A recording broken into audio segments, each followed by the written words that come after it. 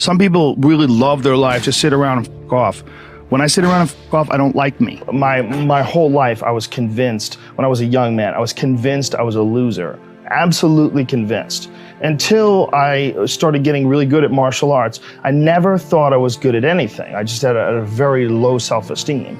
And I was limiting myself by what I thought were other people's opinions of me. This is when I was a really young kid. And I didn't figure this out until I was like in my 30s. But I think that you absolutely can be limited by your perceptions of someone's definitions of you. But you can break through that stuff. That's what you break through with discipline.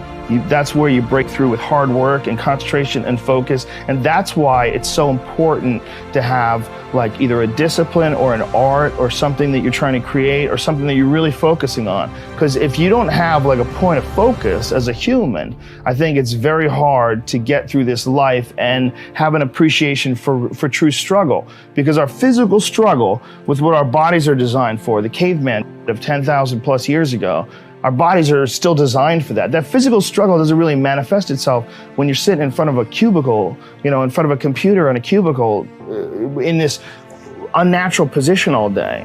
I think the whole situation is very confusing for the human body.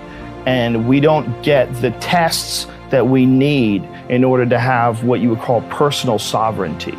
So you gotta impose those tests on yourself. Your life would feel better and richer if you had a goal, you chase that goal, you accomplish some things, and you would get this boost of confidence, you get this boost of self-esteem, like whatever it is that you're into doing. Maybe you're into drawing comic books, maybe you're into making pottery or sculptures, but find whatever the that is and pursue that instead of doing nothing. Like the people that are doing nothing, doing something might be as simple as like that Alex Honnold guy.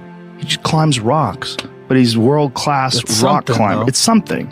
You don't truly appreciate relaxation unless you've worked hard. And that is the yin and the yang of life. And I've said this to the point of people getting sick of it, but one of the worst decisions a man can make, I can only speak for men, obviously, is to be comfortable.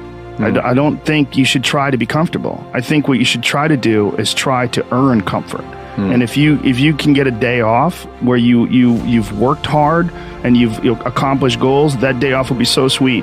When I work hard and I sit in front of the TV, I enjoy the shit out of it. I put my feet up, I have a nice drink, I enjoy my free time. I'm more of a workaholic than I should be, probably. If the balance was, I probably should relax more than I do, but I never feel like I earned it. But that's part of the reason why when I do feel like I earned it, I can enjoy it.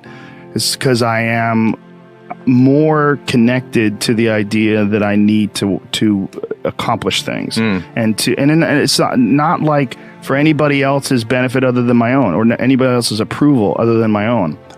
When I have a task, whether it's today I'm going to write 1,000 words, or 2,000 or whatever the number is. If I don't do that, I write things down. Like I'll write down a list of things that get accomplished that day. And if I don't accomplish that, I'll get sick. Like it'll drive me crazy. If I can't fill out that list, that drives me nuts, but that's what led me to be a championship level martial artist. That's what led me to achieve it's the reinforcement of those goals, like understanding that you can achieve those goals. It's going to be difficult. You're going to push through the difficulty, and then you're going to understand what difficulty truly is and how much of it is just mental, how much of it is just in your mind, this adversity to difficult task or to struggle.